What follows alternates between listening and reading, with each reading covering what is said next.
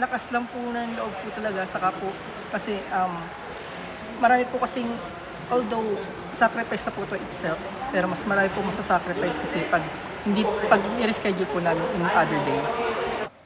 Walang masang ibig, walang ibig, walang baka.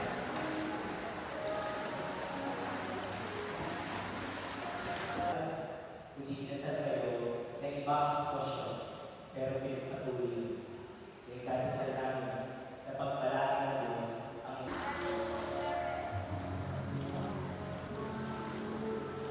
pangyarihan din mo ang aming panalangin para kina Jane Rick at Jamaica. Ngayong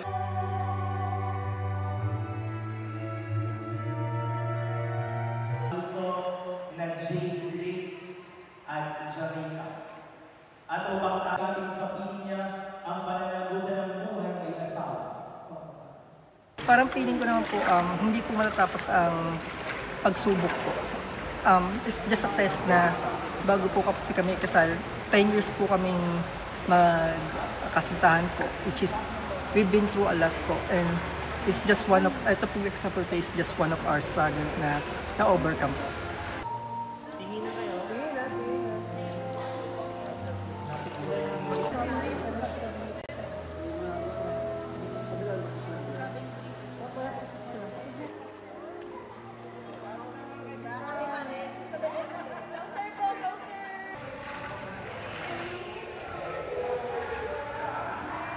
Nahirapan. Mga ilang oras po ang biyahe? Actually kami, mahigit lang 2 oras dahil umaga na kami pumunta. Sila, Opo. halos 12 hours. It's an extraordinary wedding. Parang makikita mo na yung love talaga yung nag-prevail kasi kahit anong panahon, bagyo, ulan, baha, di ba? Tinuloy yung wedding para ayun, for the blessing of our Lord, para maging isa na lang talaga sila.